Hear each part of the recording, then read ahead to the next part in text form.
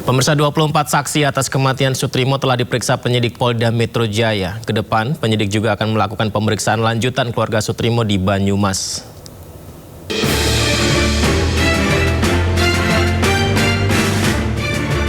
Penyebab kematian Sutrimo yang ditemukan meninggal di halaman klinik Morden, Jakarta Selatan masih diusut oleh Polda Metro Jaya. Polda menyebut telah memeriksa 24 saksi atas kematian Sutrimo. Polisi melakukan pemeriksaan lanjutan terhadap saksi-saksi lain, termasuk keluarga Sutrimo di Banyumas. 24 saksi sudah kami periksa, kami minta keterangan di dalam proses penyelidikan. Untuk saksi-saksi yang dari pihak keluarga, karena di proses penyelidikan sudah dilakukan pengambilan keterangan, kami akan melakukan pengambilan keterangan atau permintaan keterangan lanjutan nanti di Banyumas. Sementara itu, Perkumpulan Praktisi Hukum dan Ahli Hukum Indonesia yang mendampingi pemeriksaan para saksi meminta pihak kepolisian untuk mengungkap tuntas kasus ini. Pitra Romadoni juga menerangkan bahwa pihak keluarga membantah bahwa FA bukanlah kerabat Sutrimo sebagaimana yang tertera di formulir rumah sakit. Yang udah diperiksa 20 lebih pertanyaan, ada yang 17 pertanyaan, ini relatif tergantung daripada masing-masing saksi dan pelapor. Bahwasannya yang bersangkutan atas nama FA bukanlah kerabat daripada almarhum Sutrimo. Itu tidak benar kerabatnya kan itu, dan mereka juga nggak kenal yang namanya FA ini. Usai meningkatkan status penanganan kasus kematian Sutrimo, mantan kepala rumah tangga di kediaman ex Jampitsus Febri Adriansyah dari penyelidikan ke tahap penyidikan, Polda Metro Jaya menjadwalkan ekshumasi atau bongkar kubur di Banyumas pada hari Rabu. Langkah ini dilakukan guna mengungkap penyebab pasti kematian korban yang dinilai tidak wajar oleh pihak keluarga. Tim Liputan iNews melaporkan. Komisi 3 DPR RI akan mengawasi secara utuh dan mengawal tuntas kasus kematian Sutrimo, pria yang diduga sebagai kepala rumah tangga ex Jampitsus Febri Adriansyah. Komisi 3 minta polisi juga memeriksa semua saksi, termasuk Febri Adriansyah. Saya kira dari sisi KUHAP kita ya, semua pihak yang terlibat langsung atau mengetahui atau setidak-tidaknya tahu tentang apa yang terjadi di tindak pidana ini, tentu penyidik harus mengumpulkan bukti itu selengkap-lengkapnya. Jangan ada yang ditinggal. Karena memang KUHAP yang baru ini, KUHAP baru kita baru berlaku tahun ini, mengharuskan itu semua selengkap-lengkapnya, seutuh-utuhnya. Termasuk dengan meriksa Febri? Menurut saya siapapun, apalagi Febri kan. Karena yang nyangkut ke dia kan begitu. Jadi saya kira penyidik udah tahu lah siapa yang harus mereka periksa dan tugas. Pihak keluarga Sutrimo mendatangi Mapolresta Banyumas untuk melaporkan peristiwa kematian yang menimbulkan sejumlah pertanyaan di kalangan keluarga. Mereka mengaku tidak keberatan jika makam Sutrimo digali untuk proses otopsi.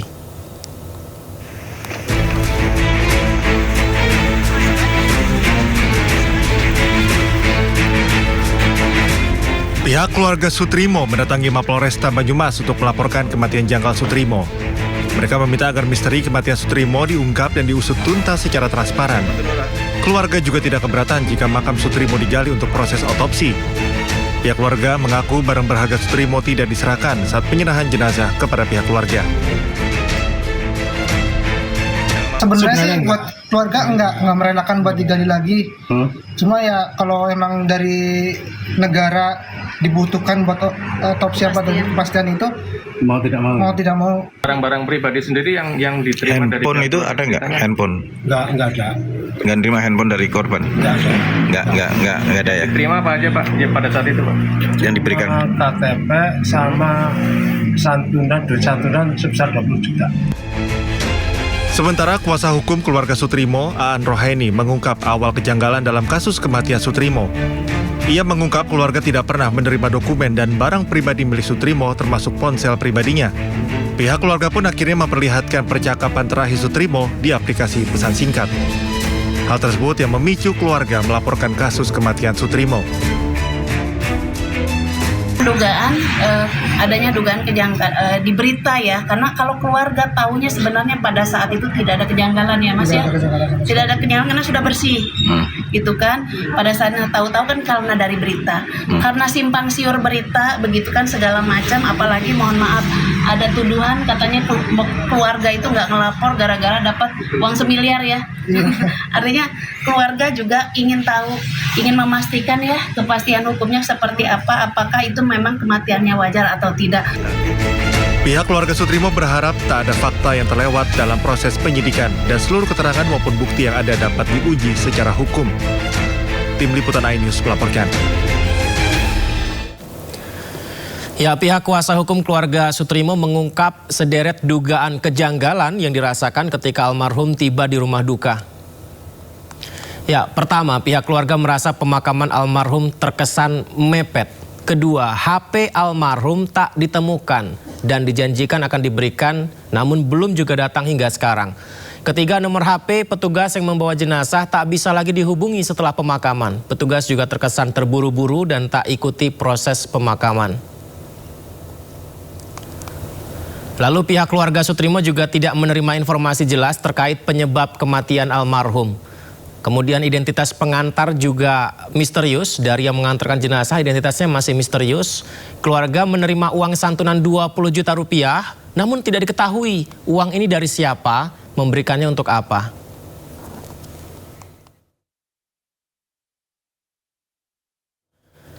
Pihak keluarga mengungkapkan terkait dugaan kejanggalan dari kematian Sutrimo, di mana sebelumnya keluarga sempat menyatakan sudah mengikhlaskan kepergian almarhum. Salah nih, ada informasi bahwa sempat dari pihak keluarga tidak ingin ada pengusutan tentang kasus kematian Sutrimo. Apakah itu akhirnya dibantah, Mbak An? Betul, peristiwa itu iya, bahwa memang dari awal sebelum saya masuk, pihak keluarga itu sangat tertutup dan memang selalu statementnya adalah sudah mengikhlaskan karena memang banyak pertimbangan yang memang sampai sebelum saya masuk gak ada yang mengeksplorasi gitu kan, itu aja. Tapi memang fakta itu betul. Fakta itu betul. Penyebabnya apakah ada tekanan atau memang dari pihak keluarga saja yang tidak mengetahui jalurnya, Mbak An? Iya, saya kira kalau tekanan sama sekali tidak ada dan semoga ke depan juga tidak pernah ada tekanan kepada keluarga karena ketidaktahuan. Mereka menghadapi hal ini tuh harus bagaimana, sementara mereka juga tidak ada orang yang dipercaya. Nah, begitu Mbak An masuk ke sana, akhirnya apakah keluarga pun memberitahu banyak kejanggalan yang dipertanyakan pihak keluarga? Ini kok kesannya penguburannya itu dipepet-pepetin nyampenya malam, padahal sebenarnya sudah dikirim dari jam dari Jakarta itu 12:30, tapi kok sampai sini jam 10. Semuanya sudah bersih dan HP-nya yang paling itu kan HP-nya dan barang-barang pribadi milik almarhum itu yang tadinya dijanjikan mau dikirim besoknya dipakai ternyata tidak pernah sampai. Adapun HP orang pengantar jenazah yang tadinya aktif pada saat mengantar jenazah, setelah itu ternyata HP itu tidak bisa dihubungi. Ada 2 kejanggalan yang paling besar tuh itu kalau dari pihak keluarga awalnya. Saya juga kaget gitu kan, ternyata memang dokumen, jadi tidak pernah ada di dalam dokumen itu informasi tentang penyebab kematian. Sebagaimana kita bisa baca di media dulu kan ada, makanya informasi tentang adanya mulut berbusa, hidung berbusa gitu kan, itu tuh tidak ada. Ya, apa sebenarnya yang terjadi dan apakah ada hubungannya dengan peristiwa yang dialami oleh ex-Jampitsus FA? Kita bahas lebih lanjut misteri kematian Sutrimo ini bersama Kabareskrim periode 2008-2009 Susno Duaji. Assalamualaikum, selamat malam Pak Susno. Selamat malam para pemirsa, selamat malam juga. Terima kasih banyak Pak Susno sudah berkenan hadir di Sindo Prime. Pak Susno, ini saya ingin tanya, mungkin mumpung ada Pak Susno ini. Jadi yang saya dapatkan informasi dari Dirkrimum Polda Metro Jaya, Kombes Imanuddin menyatakan dari hasil penyelidikan yang tentunya sudah dilakukan oleh Polresta Banyumas, juga dari hasil penyelidikan dari tim Ditreskrimum Polda Metro Jaya, maka sudah ditingkatkan ke proses penyidikan. Nah, pertanyaan saya Pak Susno, apakah bisa ketika belum diperiksa detail tentang jasadnya, tapi sudah naik ke proses penyidikan, Pak? Ya bisa ya. kan berdasarkan alat bukti yang lain gitu, minimal 2 alat bukti dia bisa meningkatkan ke penyidikan. Kemudian untuk melakukan tindakan-tindakan upaya paksa itu harus prosesnya penyidikan. Contohnya, kan besok akan melakukan tindakan ekshumasi, gali kubur, ya, kemudian otopsi, gitu ya. Nah, itu tindakan sudah merupakan tindakan upaya paksa. Upaya paksa ini harus prosesnya dalam penyidikan, bukan penyelidikan lagi.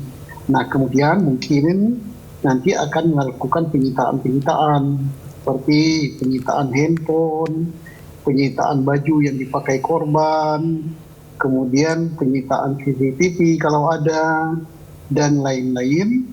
Itu juga sudah termasuk upaya paksa. Penyitaan itu upaya paksa, dan itu bisa dilakukan manakala proses sudah memasuki tahap penyidikan.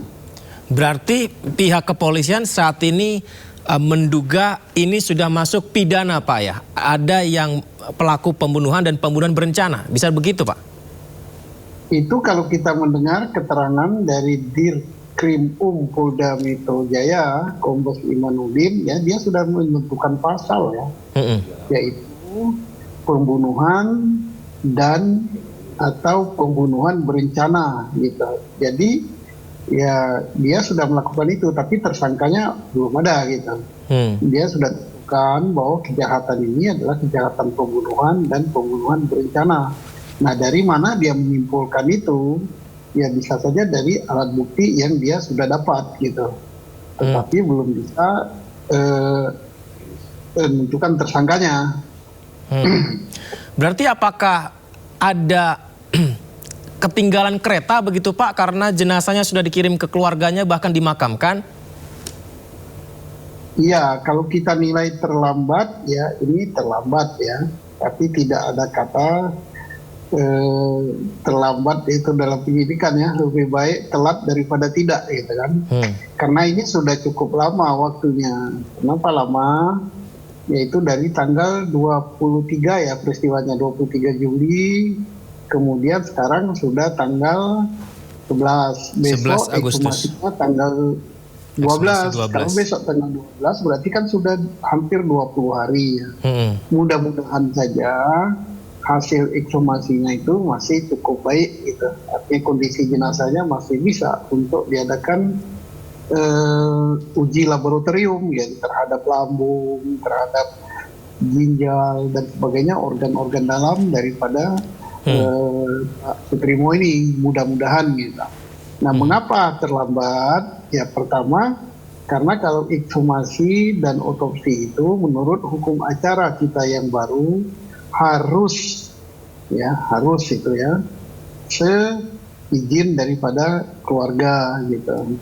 Nah, izin keluarga kemarin mungkin belum didapatkan, tetapi sebenarnya ada jalan keluar. Kalau pihak Polda, ya, atau penyidik gitu ingin cepat, dia bisa minta penetapan pengadilan. Dengan penetapan pengadilan tidak perlu ada izin. Tetapi sekarang, ya, alhamdulillah perkembangannya cukup baik, ya. Justru pihak keluarga sudah lapor kepada Polri di Polres Banyumas, ya, kalau nggak salah. Ya. Kemudian dan juga sudah statementnya itu mengizinkan untuk adanya ekshumasi dan otopsi. Ini perkembangannya bagus sekali, gitu. Kalau Pak Susno sendiri, ketika awal adanya meninggal dunia Sutrimo ini, akan tetapi pihak keluarga sudah mengikhlaskan, apakah menganggap ini case close atau Anda melihat ada kejanggalan yang harus dibuka, Pak? Tidak, jadi statement keluarga menyatakan menerima dan sebagainya, itu tidak mengatakan kasus ini selesai. Sudah kewajiban dari Polri selaku penyidik apabila menemukan ada orang meninggal yang dianggap tidak wajar, gitu. Dianggap tidak wajar, maka harus diungkap ketidakwajarannya itu. Nah, bagaimana dengan Sutrimo ini? Ya, kita pertama tidak wajar, ya. Mengapa tidak wajar? Satu dari mulutnya, dari hidung ya, menurut medsos ya, karena kita tahu dari situ ya. Iya, dari media sosial. Mengeluarkan buih. Kedua, kenapa setelah sampai ke rumah sakit Muhammadiyah ya, dokter dan yang mengantar ke rumah sakit itu kok tidak melapor ke Polri gitu. Padahal dokter mestinya tahu persis kalau ini tidak wajar ya harus melapor ke Polri. Yang berikut, kenapa cepat-cepat dibawa ke kampungnya di Banyumas, di Wangon ya. Nah itu juga kenapa yang membawa itu konon pegawai dari kejaksaan. Kalau pegawai kejaksaan mestinya ngerti hukum ya. Kalau ada sesuatu yang nggak wajar gini dia harus lapor Polri. Yang berikut lagi ketidakwajaran, kenapa sih kok memepetkan waktu supaya dikubur malam hari. Nah kemudian mengapa barang-barang korban seperti handphone yang sangat berguna kok tidak diberikan ke keluarga? Mengapa bajunya juga tidak diberikan? Nah, padahal baju itu sangat penting gitu untuk mengungkap ada atau tidaknya racun dan siapa tahu perlu diadakan DNA di baju itu. Nah, yang berikutnya kita agak terkaget-kaget dengan keluarga yang menyatakan bahwa menerima. Nah, yang berikut lagi, ini bisa disimpulkan oleh netizen tidak wajar karena yang bersangkutan kan berada di Banyumas, di kampungnya, kok dipanggil pulang ke Jakarta. Nah, siapa yang manggil pulang, apa keperluan, dan sebagainya. Kok setelah pulang di Jakarta, berapa hari kemudian meninggal. Yang berikut lagi, yang membuatkan orang bertanya dan berpraduga macam-macam, yaitu netizen ya, bahwa ini dikaitkan dengan kasus juragannya yaitu Pak FA. Nah ini isu ini berkembang, tidak salah publik membuat isu itu karena kan belum ada informasi yang resmi dari aparat, dari penyidik Polri terkait dengan perkara meninggalnya Sutrimo, juga dari penyidik Kortas Tipikor yang menyidik perkara ini dan penyidik Kejaksaan Agung yang menyidik perkara FA ya. Ini mestinya memberikan statement apa betul Pak Sutrimo ini adalah saksi kunci atau bukan, atau tidak ada kaitan dengan peristiwa yang terjadi yang diduga terjadi pada FA gitu. Soalnya kalau tidak ada informasi itu, nanti publik kan merangkai-rangkai sendiri. Ya tidak salah, itu haknya publik gitu. Punya opini ya Pak. Dan pihak keluarga juga menerima uang santunan 20 juta rupiah, tapi kemarin saya tanya dari siapa, pihak keluarga tidak tahu Pak. Ya begitu, itu juga harus ditanya siapa yang memberi, dalam rangka apa, dan uang itu untuk apa gitu. Nah ini kan serba ketidakjelasan inilah yang menimbulkan berbagai pertanyaan. Nah ini ada baiknya saya katakan tadi bahwa seberapa penting sih peranan Pak Sutrimo ini di dalam kasus yang menerpa juragannya. Nah, ada yang mengatakan dia saksi kunci, ada yang dia mengatakan tidak tahu menahu. Nah, ini harus dijawab. Yang menjawab itu adalah penyidik perkara yang diterpakan, yang disangkakan kepada FA itu. Nah, ini supaya publik tidak merangkai-rangkai gitu. Merangkai sendiri. Pak Susno, ini nggak tahu menjawab apa enggak ya Pak ya. Kemarin saya sempat bertanya kepada kuasa hukum keluarga dan diceritakan Pak tentang kegiatan Sutrimo, aktivitasnya seperti apa dan apa yang dia sampaikan kepada pihak keluarga. Kita simak dulu ya Pak Susno dan pemirsa berikut ini. Apakah pihak keluarga cerita ke Mbak Aan, almarhum ini ngobrol dengan siapa saja, terus dia pengaruhnya sebesar apa di rumah tersebut bersama ex Jampitsus Pak Febri, ini beliau apa saja urusannya, apakah sempat ada yang menceritakan tentang proyek atau apapun lah begitu, ada nggak cerita begitu Mbak Aan? Jadi kalau ke keluarga tidak, ke keluarga itu paling karena komunikasi antara almarhum dengan Mbak Anis adiknya itu sering ngirim foto. Foto apa? Jadi foto-foto misalnya beliau lagi jaga dan jaganya itu dari tanggal 19 sampai 23 dapat dipastikan bahwa almarhum Sutrimo itu kerjanya adalah menjaga rumah utama Pak Febri. Kenapa? dituliskan di dalam WA. Jadi masih ada WA yang belum nggak hilang, itu dari 19 Juli 2026 sampai dengan tanggal 23 hari kematian. Itu sudah jelas Pak Trimo ngirim jam sekian sedang ngamanin apa? Ngamanin rumah utama yang rumah nomor 15 itu. Lalu juga yang terakhir pada saat itu juga pada tanggal 23 jam 3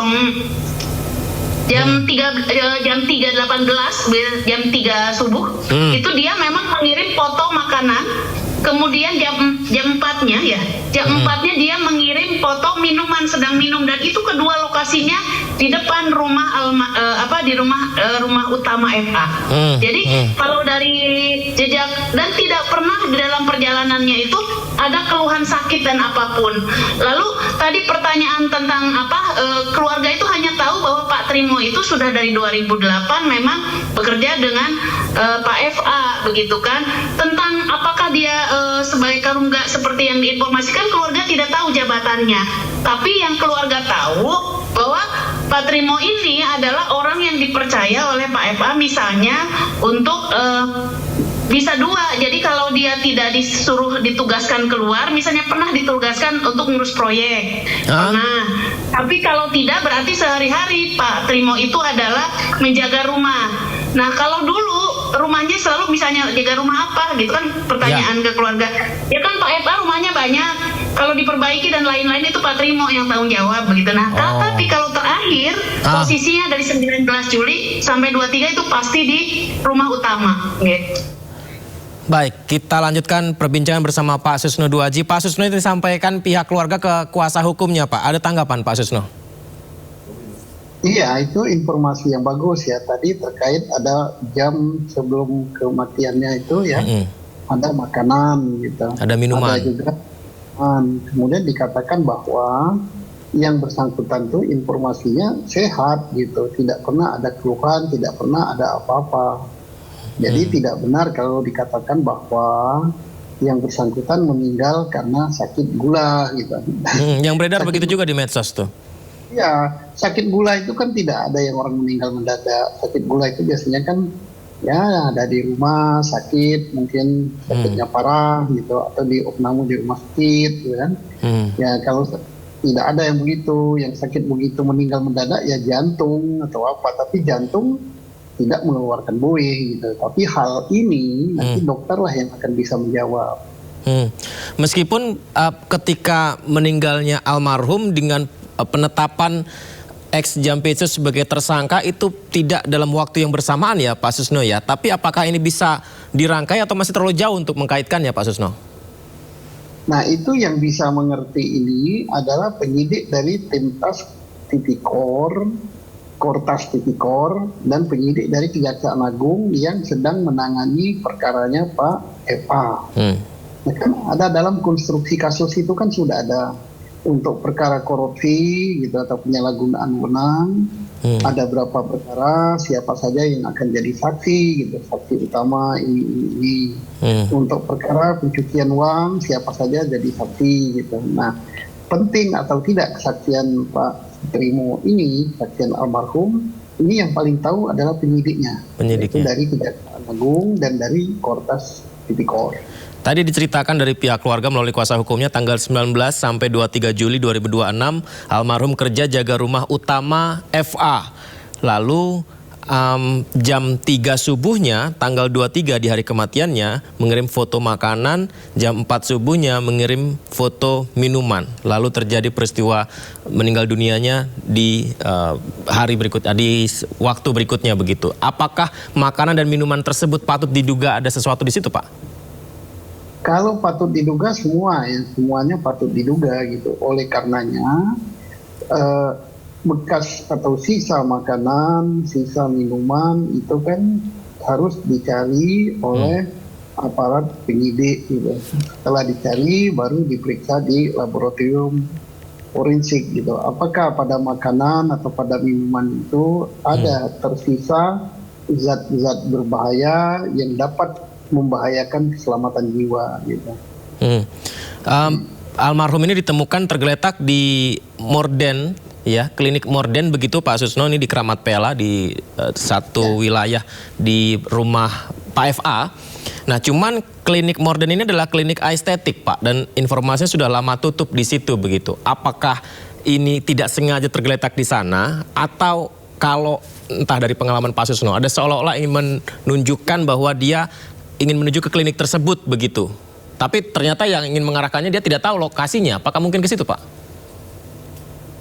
Saya kira yang bersangkutan tahu ya bahwa klinik tersebut tidak berfungsi karena sejak COVID itu tidak berfungsi. Dan almarhum sudah bekerja di situ 18 tahun ya, dia tahu kok. Nah, sekarang persoalannya adalah mengapa dia mengarah ke situ? Gitu. Apakah orang yang mengarahkan apa tidak? Nah, untuk itu kan pihak penyidik ya, Polri kan sudah 20 atau 24 ya saksi yang diperiksa ya. Saya kira saksi itu sudah diperiksa. Apakah dengan dasar pemeriksaan saksi itulah maka Dirkrim Polda Metro Jaya berani meningkatkan menjadi penyidikan dan berani menentukan pasal yaitu pembunuhan dan pembunuhan berencana. Kita tidak tahu karena penjelasan atau keterangan persnya hanya sampai demikian aja bahwa ditingkatkan menjadi penyidikan dan pasal yang didugakan adalah pembunuhan dan pembunuhan berencana. Nah, tetapi tersangkanya belum ada. Gitu. Ada cerita juga dari pihak keluarga Pak Susno bahwa almarhum ini kalau tidak kerja sehari-hari menjaga rumah, sempat juga ditugaskan mengurus proyek. Saya tidak tahu proyek apa dan keluarga juga tidak tahu. Sejauh apa informasi-informasi ini bisa digali, Pak? Saya yakin dari penyidik ya Polda Metro gitu sudah mengumpulkan itu semua. Jadi karena semua informasi baik yang didapat dari keluarga atau didapat dari lain, termasuk juga yang didapat dari medsos itu wajib hukumnya dikumpulkan oleh penyidik dan untuk diuji kebenarannya satu persatu. Gitu. Nah, jadi informasi-informasi seperti itulah yang akan menolong penyidik untuk mengungkap perkara ini secara tuntas. Gitu. Kalau ketika ekshumasi berarti yang akan dicari tahu adalah penyebab kematiannya dulu ya Pak Susno berarti ya Pak? Iya, jadi dengan ekshumasi itu nantinya kan akan ada visum luar. Nah visum luar itu untuk mengetahui apakah yang bersangkutan gitu ada lukanya benda tumpul, benda tajam atau senjata api atau apalah gitu ya. Kemudian baru dilakukan otopsi. Otopsi itu untuk memeriksa bagian dalam, organ tubuh dalam ya. Mulai dari lambung, ya, lever, kemudian ginjal, paru, jantung, dan sebagainya. Makanya membutuhkan waktu yang cukup lama ya, mungkin 2-3 minggu untuk selesai hasil daripada ekshumasi dan otopsi jenazah itu bisa keluar gitu, hasil forensiknya apa gitu. Dan itulah yang akan menyimpulkan bahwa meninggalnya wajar atau tidak wajar. Kalau tidak wajar disebabkan apa? Ya, nah, kalau misalnya disebabkan ini tidak wajar, maka Polri berkewajiban untuk mencari bahwa siapa yang melakukan kalau itu dilakukan oleh orang lain. Satu lagi Pak Susno, sepengalaman Pak Susno begitu, dengan jenazah sudah dimakamkan 20 hari, apakah ini sulit untuk membuktikan membuka kasus sebenarnya Pak Susno? Sebenarnya ini juga salah satu yang menjadi kendala ya. Tetapi kendala itu yang paling tahu adalah pihak forensik ya, kedokteran kehakiman. Walaupun saya dulu waktu sekolah di kepolisian diajarin ya tentang kedokteran kehakiman, tapi saya tidak punya keahlian khusus. Jadi yang jelas bahwa ya jelas ada hambatan ya. Hambatannya beda ya. Mengotopsi yang masih segar dan menyelidik zat-zat di dalam tubuh itu yang masih segar dan sebagainya. Karena apa? Sesuatu zat itu ada masanya gitu, hilang atau menguap atau apa. Mudah-mudahan dengan keahlian para ahli forensik kita itu masih bisa dilacak ada apa tidak gitu. Apalagi handphone almarhum hilang Pak Susno, apa jangan-jangan ada upaya menghilangkan barang bukti ya Pak Susno ya? Ya kalau handphone hilang itu banyak cara juga ya, asal ketahuan nomornya, ketahuan providernya apa, dan kan bisa dicek ke lawan bicaranya. Ternyata tadi kan ada lawan bicara, lawan komunikasi dengan keluarga ya. Adiknya ya. Baik. Foto, dan sebagainya. Pak Susno, besok ekshumasi kita akan lihat bagaimana hasilnya dan prosesnya. Izin nanti kita bisa dialog kembali ya. Pak Susno, terima kasih banyak ya Pak Susno sudah berbagi. Selamat malam Pak Susno. Assalamualaikum. Ya, pemirsa, jelang ekshumasi akan digelar pada 12 Agustus besok, makam Soetrimo dijaga aparat kepolisian, di mana sejak pagi persiapan ekshumasi terus dilakukan. Ya, ini dia sejumlah perlengkapan disiapkan di sekitar lokasi. Petugas tadi sepertinya kipas angin ya itu ya. Ya, memasang kipas angin, tenda, ada juga memasang lampu penerangan. Dan perlengkapan-perlengkapan lainnya dibutuhkan untuk mendukung proses ekshumasi dilakukan di lokasi secara langsung. Sementara di sekitar area makam sudah diberi garis polisi. Pembatasan dilakukan untuk menjaga lokasi tetap steril dan memudahkan proses ekshumasi. Pemirsa, almarhum Soetrimo diduga sebagai kepala rumah tangga ex-Jampitsus Febri Adriansyah dimakamkan di Desa Ulahar, Kecamatan Wangon, Banyumas, Jawa Tengah. Makam almarhum akan dibongkar besok Rabu 12 Agustus dan jenazahnya diotopsi untuk mengetahui penyebab meninggal dunianya. Sementara makam tidak hanya di garis polisi namun juga dijaga oleh aparat.